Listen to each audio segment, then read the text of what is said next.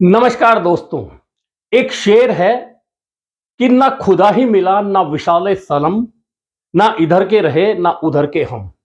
और यह शेर राजनीतिज्ञों पर बहुत ज्यादा सटीक बैठता है, क्योंकि बहुत सारे राजनीतिक नेता पार्टियों में काम करते हुए कभी इधर तो कभी इधर, तो पहले तो पार्टियों में वो अपने नेता बदलते रहते हैं और उसके बाद कई बार पार्टियां बदल जाते हैं। इस वजह से बदल जाते हैं कि जो यहां हमारी पोजीशन थी उससे कहीं बेहतर पोजीशन दूसरी पार्टी में मिलेगी।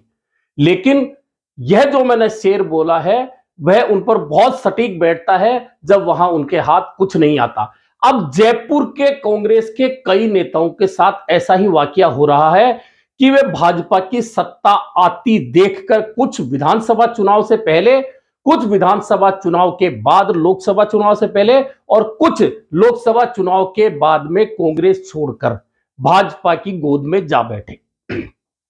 अभी तक भाजपा में उन नेताओं को कुछ भी नहीं मिला, मिलना तो बहुत दूर की बात, भाजपा के मंचों पर भी उन नेताओं को जगह नहीं मिल पा रही है।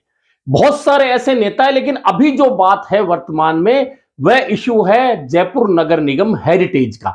जयपुर नगर निगम हेरिटेज में कांग्रेस का बोर्ड था, कांग्रेस की महापौर थी, कांग्रेस के पार्षदों का दबदबा था। लेकिन जयपुर के नेताओं की आपसी खींचतान का नतीजा यह हुआ कि जैसे ही भाजपा की सत्ता आई और कांग्रेस के 8 पार्षदों ने पाला बदला और पाला बदलकर भाजपा की मेयर बनवाने में उनकी मदद कर दी। हालांकि वोटिंग नहीं हुई है अभी तक। और कुसुम यादव जो हेरिटेज की महापौर बनी है भाजपा की पार्षद, उन्हें 2-2 महीने का 3 बार एक्सटेंशन मिल चुका है। कुल 5 महीने का उनका कार्यकाल पूरा हो चुका है और अगले 5 महीने बाद में नगर निगम के चुनाव होने हैं। अब ऐसे में जो 8 पार्षद भाजपा की गोद में जा बैठे थे, अब वे ना इधर के रहे ना उधर के, वे इसलिए गए थे कि वहां कमेटियां बनेंगी, कमेटी के चेयरमैन बनकर बाकी जो समय बचा है नगर निगम के कार्यकाल का उसमें सत्ता सुख भोग लेंगे। लेकिन अब जब कमेटियां नहीं बन रही हैं तो जो 8 पार्षद गए थे उनकी स्थिति बड़ी बेचारगी वाली हो चुकी है। पहले आपको यह समझना होगा कि यह सारा किस्सा है क्या। दरअसल कांग्रेस के राज में जब जयपुर नगर निगम हेरिटेज बना था, चुनाव में कांग्रेस का बोर्ड बना था निर्दलियों के सहारे से और मुनेश गुजर महापौर बनी थी, सब कुछ ठीक चल रहा था। लेकिन अचानक मुनेश गुजर कांग्रेस के पार्षदों को तो नहीं, लेकिन कांग्रेस के जयपुर के मंत्री विधायकों को गलत लगने लगी, बुरी लगने लगी और राजनीतिक रूप से मुनेश गुजर को हटाने के लिए कई प्रयास लगातार जारी रहे। एक बार मौका मिल गया जब मुनेश गुजर के पति सुशील गुजर को एसीबी ने रंगे हाथों पकड़ लिया। उसके बाद मुनेश गुजर को हटाया गया, लेकिन मुनेश गुजर हाई कोर्ट से बनकर आ गई, उसके बाद फिर उन्हें हटाया गया, फिर वे बनकर आ गई। ये तो चलो एक अलग किस्सा था। भाजपा की सत्ता आई, मुनेश गुजर को फिर हटा दिया गया और कुसुम यादव भाजपा की जो पार्षद हैं उन्हें हेरिटेज नगर निगम का महापौर कार्यवाहक बना दिया गया, क्योंकि अभी तक इसमें वोटिंग नहीं हुई है और उन्हें कार्यकाल जो है 2-2 महीने के एक्सटेंशन से ही मिल रहा है। 3 बार उन्हें एक्सटेंशन मिल चुका है। लेकिन बात कांग्रेस के उन पार्षदों की, दरअसल कांग्रेस की जब सत्ता थी तब इन पार्षदों का दर्द यह था कि कमेटियां नहीं बन रही, इसलिए वे चेयरमैन नहीं बन पा रहे।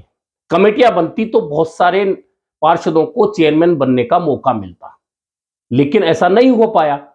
अब वह क्यों नहीं हो पाया? हो इसलिए नहीं पाया कि जयपुर के जो नेता थे जिनके हाथ में सब कुछ था, हेरिटेज के कुल मिलाकर 4 नेता, महेश जोशी मंत्री थे, अशोक गहलोत के नजदीक थे मुख्यमंत्री के, प्रताप सिंह खाचरियावास मंत्री थे कैबिनेट, रफीक खान मंत्री थे क्योंकि चेयरमैन थे, अमीन कागजी मंत्री का दर्जा था क्योंकि चेयरमैन थे। ये 4 ही नेता थे, क्योंकि आमेर का जो हिस्सा आता है तो प्रशांत शर्मा उस समय हारे हुए थे आमेर से कांग्रेस के उम्मीदवार के रूप में। ऐसे में इन 4 नेताओं की पूरी चल रही थी और ये नेता चाहते तो उस समय नगर निगम में कमेटियां बन सकती थी, नगर निगम कांग्रेस का सुचारू चलता रहता।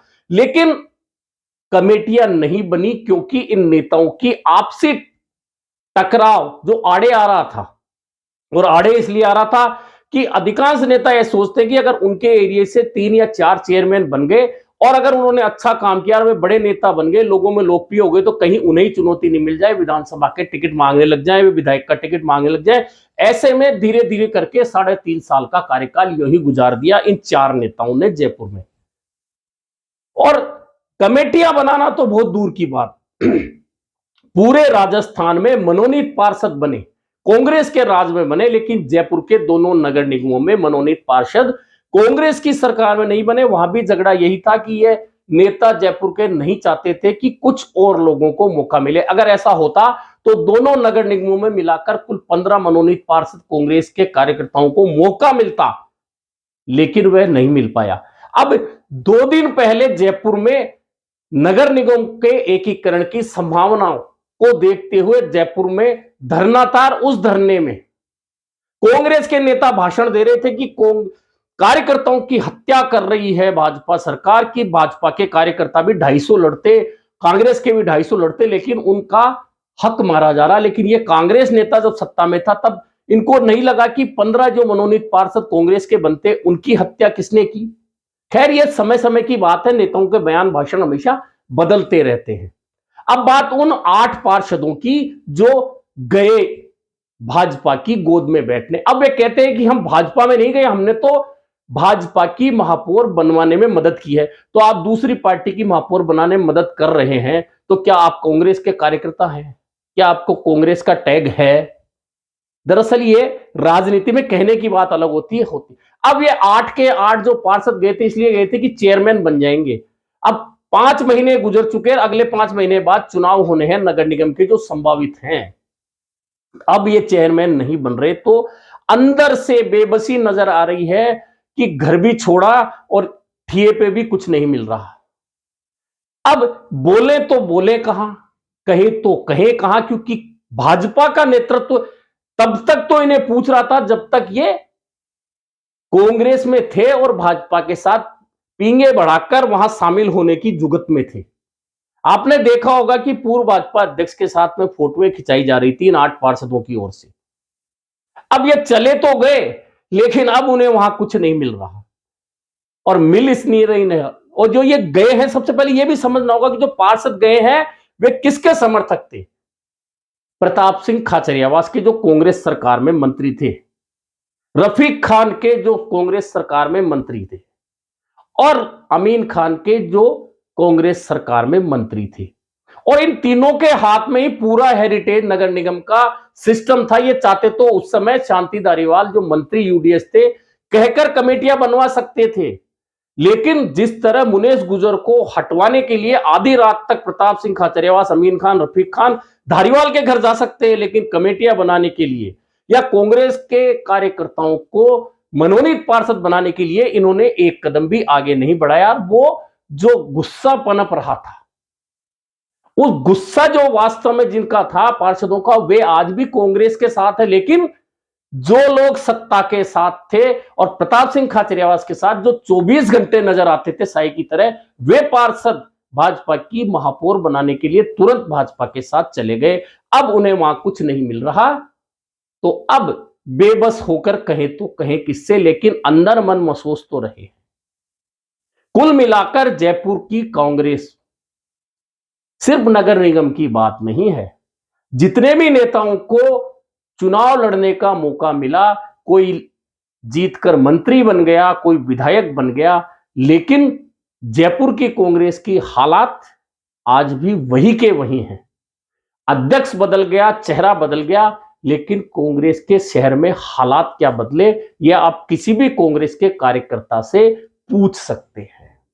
कुल मिलाकर जयपुर नगर निगम हेरिटेज में भाजपा की महापौर बनवाने गए कांग्रेस के वे 8 पार्षद जो मंत्रियों के नजदीकी थे, मंत्रियों के साये के साथ चलते थे, उनकी बेबसी अब आप उनसे खुद जाकर पूछ सकते हैं। और इसीलिए कहा जाता है कि खुदा ही मिला ना विसाले सनम, ना इधर के रहे ना उधर के हम। अभी के लिए इतना ही, फिर मिलेंगे नए मुद्दे पर चर्चा के साथ।